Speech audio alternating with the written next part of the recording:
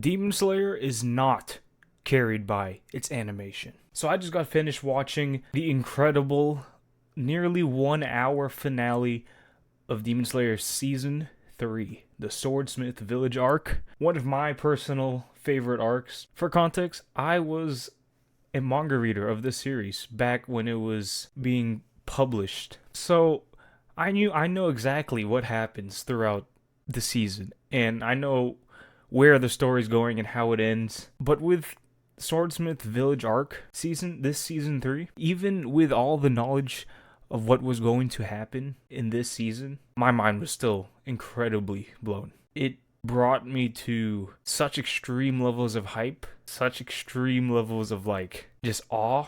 And I'm not even gonna cap, I shed a few tears watching this final episode.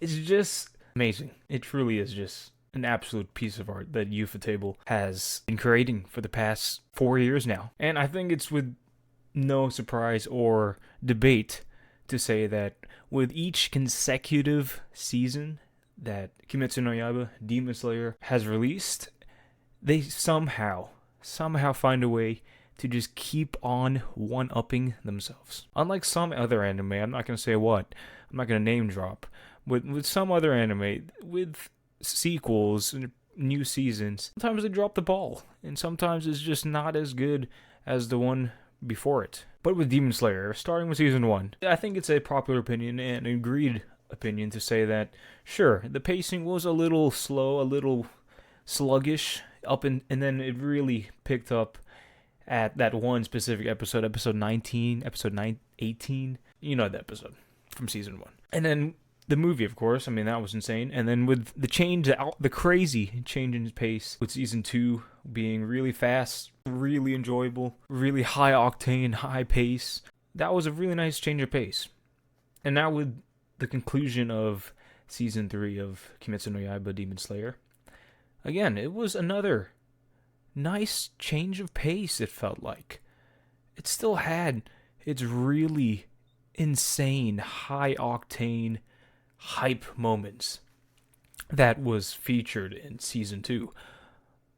But it drew it back a tad bit, in a way. It kind of reminded me of season 1, how I felt when I watched season 1. Especially with the finale, the final, again, nearly 1 hour finale of this season. Again, I mean, I read the manga when it was being published back in 2020. I know what happens. I knew what was going to happen in that final episode.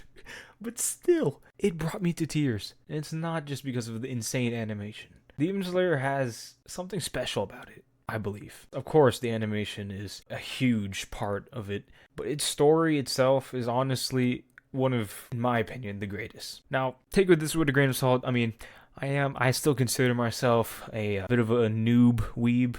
Still pretty much a newbie. I haven't seen the insane greats like One Piece, Bleach, Naruto, Attack on Titan. But I mean, I know, I understand, like, those are legendary status as well. But I truly do believe Demon Slayer is not carried by its animation. It is a big part of it, of course, but its story, and with the anime specifically, its voice acting, its directing, almost said director, its directing is just absolutely top notch. I don't want to make this video too long. I honestly just want to share my reaction and a few thoughts of what I just watched.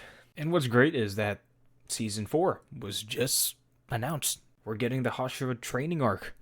And I mean, without spoiling too much, it's insane. There's still a lot more to cover for this series, and my god, I just feel like we just keep on getting higher. We just keep on reaching a brand new peak with Demon Slayer. Again, it is one of, if not my favorite, shonen series. And if you're one of the people that think Demon Slayer is mid, well, screw you. You're wrong. You're absolutely wrong. Because Demon Slayer, quite objectively, is not mid.